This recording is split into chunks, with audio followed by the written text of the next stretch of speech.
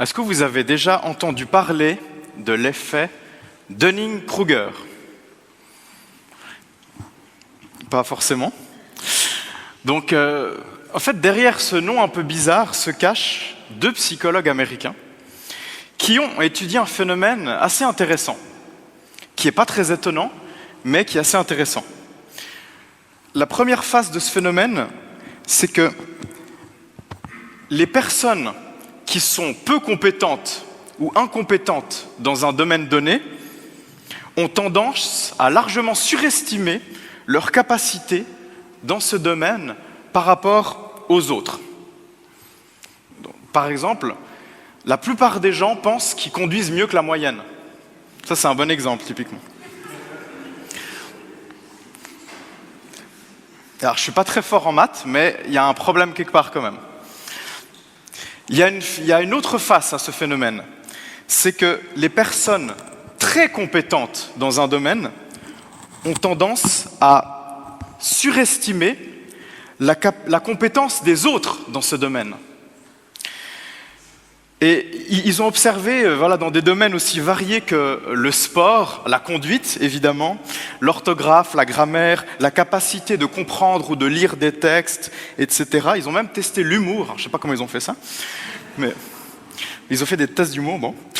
Et en fait, ils se sont vraiment rendus compte que ceux qui sont très en dessous de la moyenne, donc vraiment qui sont dans les 10% les moins compétents dans un domaine donné, en général pensent qu'ils sont au-dessus de la moyenne.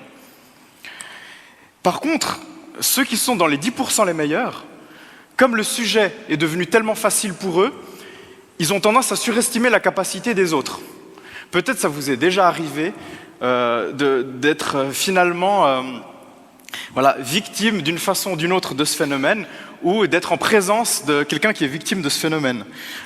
Peut-être qu'on a tous rencontré la personne qui connaît rien dans un sujet, mais qui en parle comme si c'était un expert.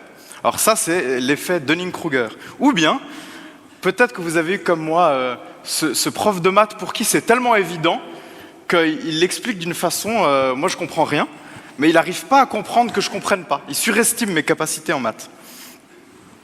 C'est aussi une autre face de l'effet Dunning-Kruger. À noter, il y a quelque chose de très intéressant, c'est qu'il est surtout prévalent dans les pays occidentaux. Il y a des effets culturels. Par exemple, en Asie, les gens se surestiment beaucoup moins qu'ici, quand ils ne sont pas compétents dans un domaine, d'après ces études. Alors peut-être que je suis victime de ça en ce moment, s'il y a des spécialistes de la psychologie qui m'entendent. Moi je suis très bas dans la courbe de mes connaissances, donc je m'excuse si j'ai été je suis allé un peu vite et si c'était pas très précis ce que j'ai dit. Voilà, vous me pardonnerez, j'espère que je suis pas trop victime de cet effet-là. Pourquoi est-ce que je vous parle de ça? C'est parce qu'on va parler aujourd'hui du verset 16. Donc après 2 ans passés dans le chapitre 12 de l'Épître aux Romains, on continue d'avancer, pas à pas. Et aujourd'hui, on va s'attarder sur le verset 16, qui dit ceci: « Vivez en plein accord les uns avec les autres, n'aspirez pas à ce qui est élevé, mais laissez-vous attirer par ce qui est humble.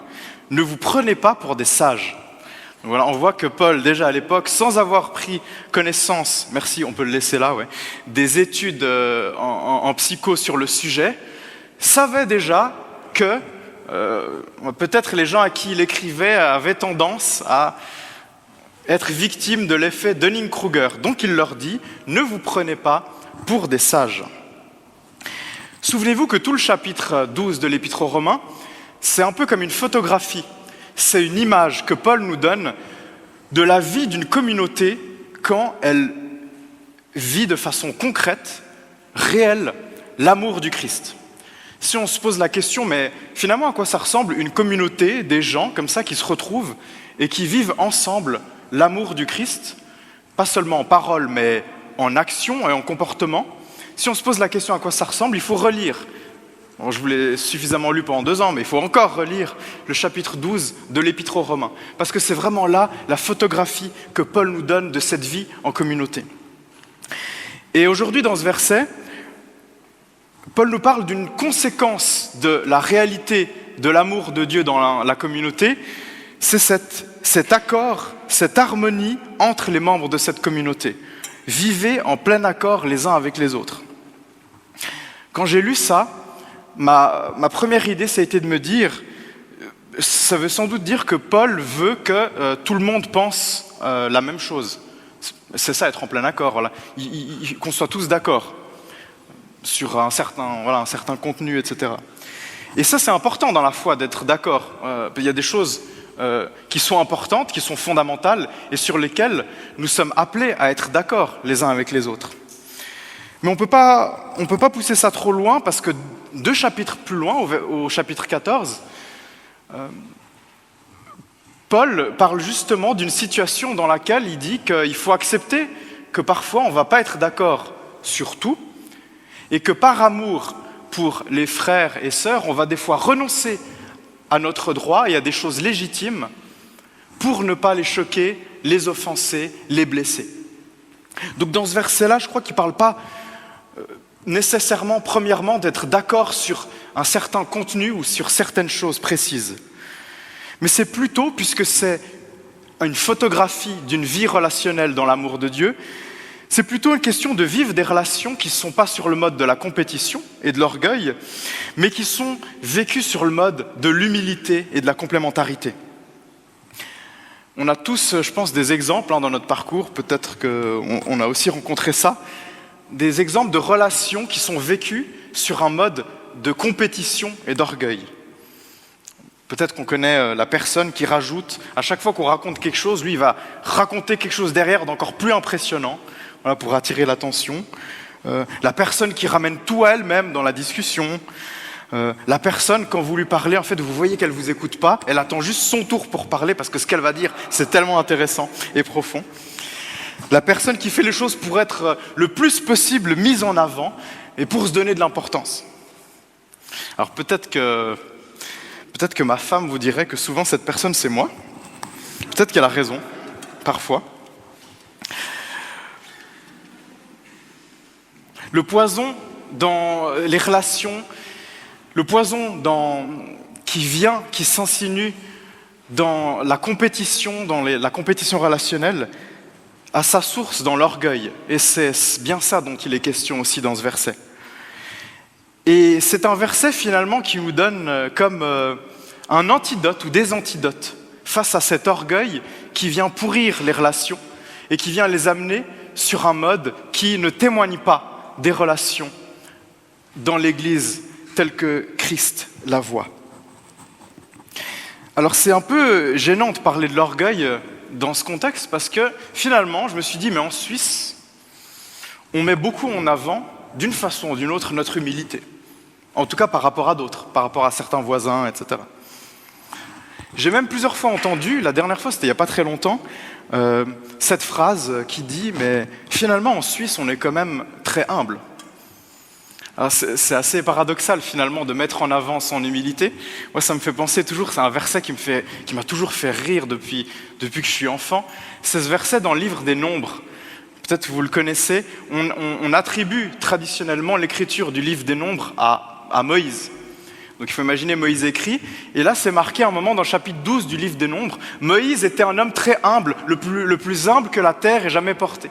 Alors moi ça me faisait toujours rire d'imaginer Moïse qui écrivait cette phrase comme ça, je suis l'être humain le plus humble que la terre ait jamais porté. Et voilà, c'est un peu paradoxal de mettre en avant son humilité, parfois c'est ce qu'on fait, surtout en comparaison avec d'autres.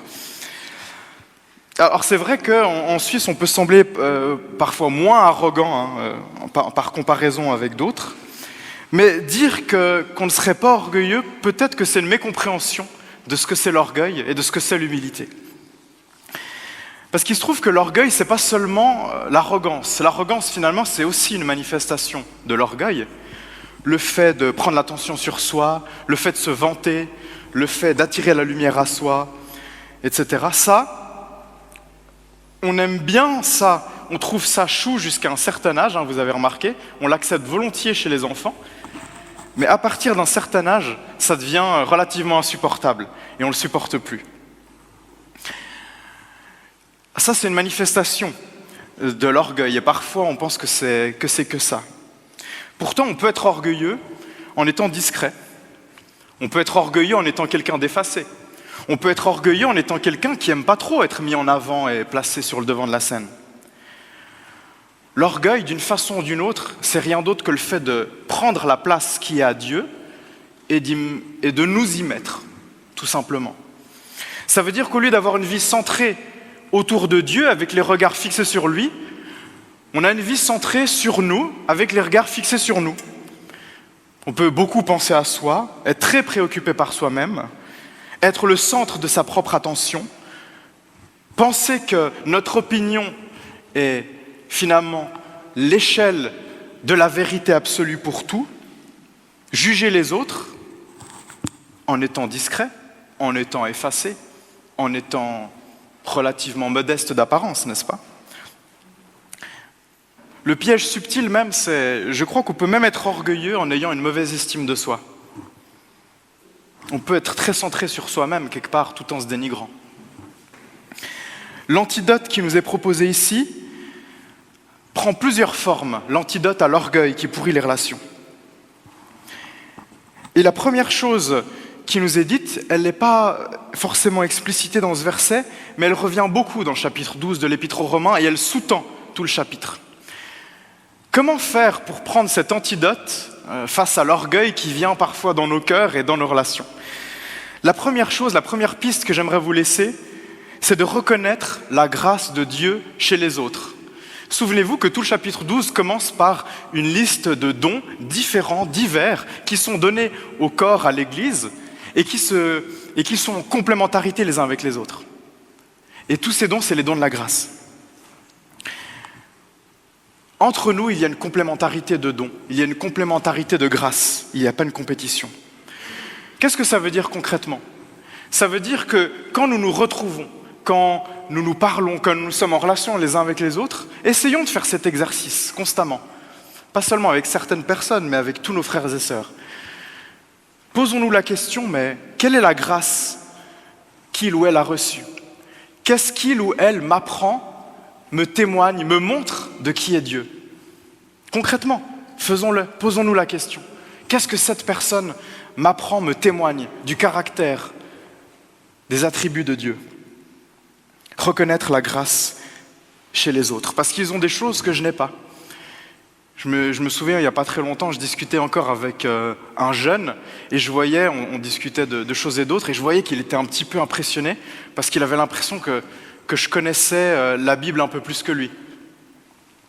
Le pire piège dans cette situation pour moi, ce serait de croire que j'ai quelque chose à lui apprendre, mais d'oublier qu'il a quelque chose à m'apprendre, d'oublier qu'il a quelque chose à m'enseigner, d'oublier que dans sa vie, il y a aussi une grâce qui témoigne de qui est Dieu.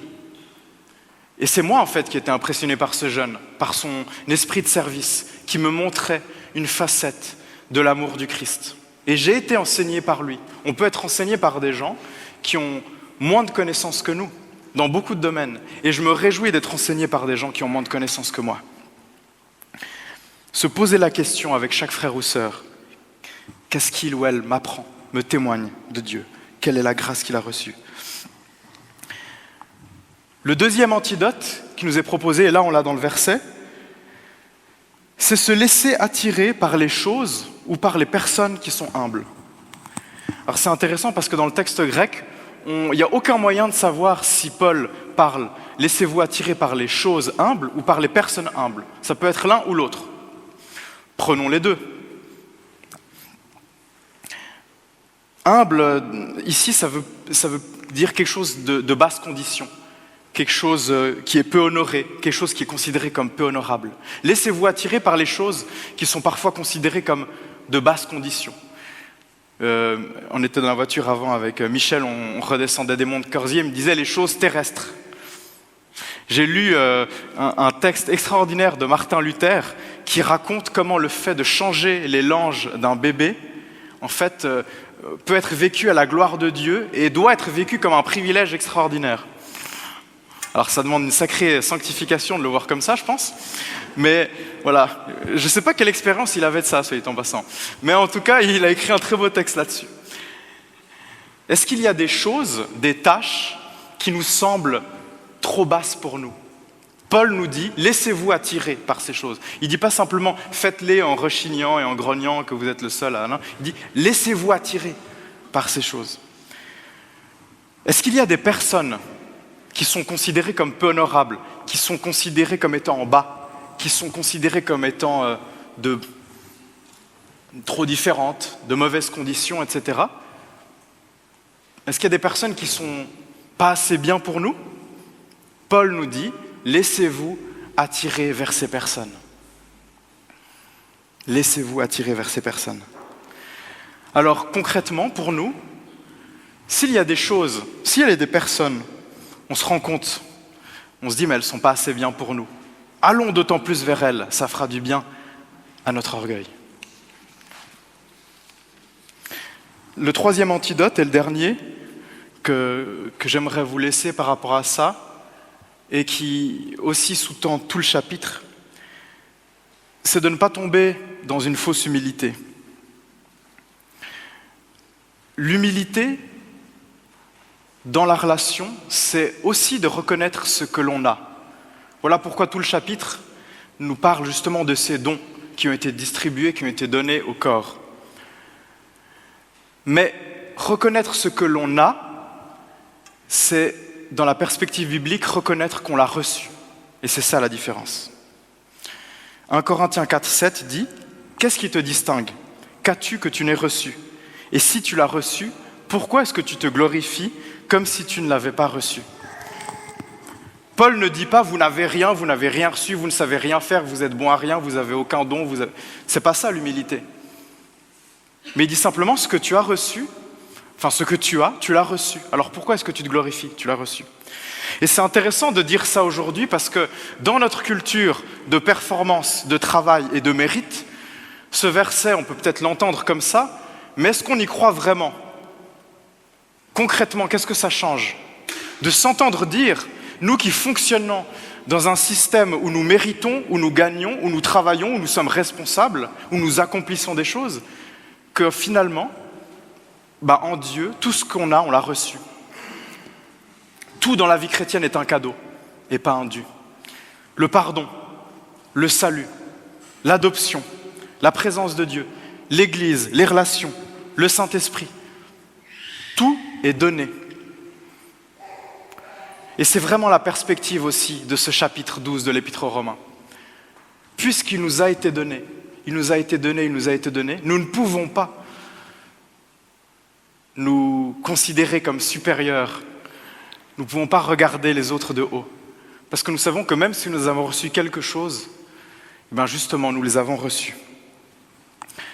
Finalement, de la même façon que Dieu est venu se donner à nous en Jésus-Christ et qu'il nous a donné toutes ces bénédictions, il nous donne tout le reste aussi en plus.